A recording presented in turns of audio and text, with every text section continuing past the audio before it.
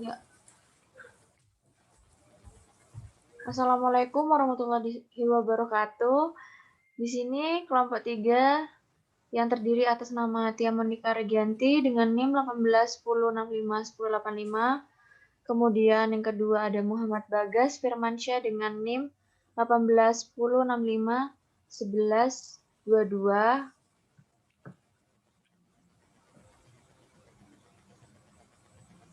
Materi tanda kurung siku, tanda petik tunggal, tanda garis miring, tanda petik penyingkat, penulisan kata dasar, kata ulang, dan kata gabungan.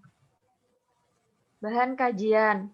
Yang pertama, tanda petik, tanda koma, tanda titik koma, tanda titik dua, tanda hubung, tanda pisah, tanda elipsis, 8 tanda tanya, 9 tanda seru, 10 tanda kurung. Yang pertama, tanda kurung siku adalah tanda yang digunakan untuk mengapit kata. Kelompok kata yang digunakan sebagai koreksi yang biasanya digunakan untuk membenarkan di dalam naskah. Contoh, sang sapurba mendengar bunyi gemerisik. Terus contoh kedua, penggunaan bahasa dalam karya ilmiah harus sesuai dengan kaidah bahasa Indonesia.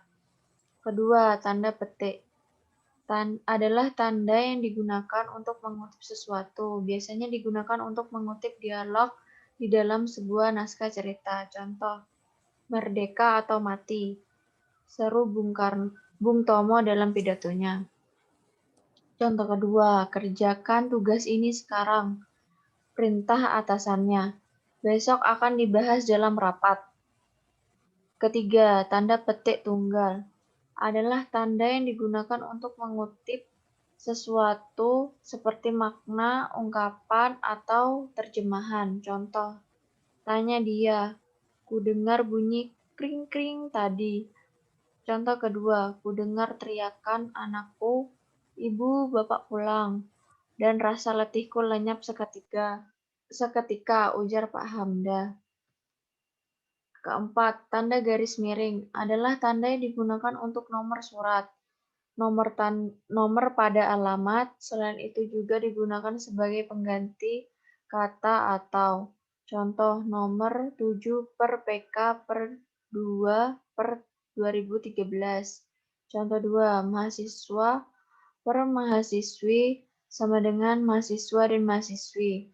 Kelima, tanda penyingkat atau apostrof adalah tanda yang dipakai untuk menyingkat kata yang hilang dari bagian huruf atau kata atau angka dalam kata-kata tertentu. Contoh, dia kan kusurati. Kan sama dengan akan. Contoh kedua, mereka sudah datang. Kan sama dengan bukan. 6. Kata dasar diartikan sebagai kata yang belum diberi imbuhan atau kata yang menjadi dasar bagi pembentukan kata yang lebih besar. Contoh, makan, minum, pergi, pulang, datang.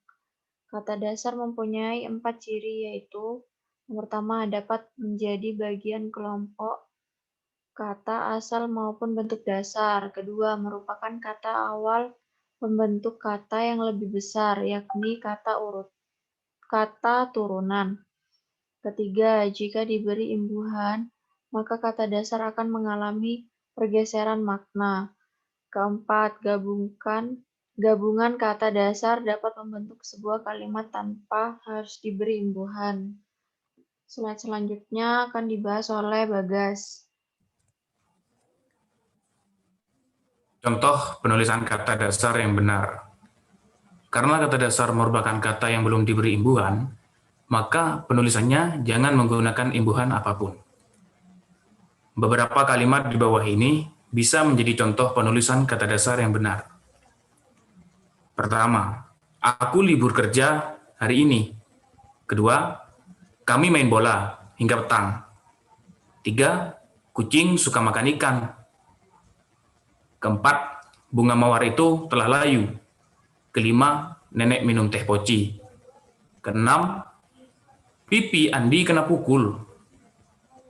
Ketujuh, Fadli naik motor dengan kencang. 8, kami tidak mau ikut campur soal proyek itu.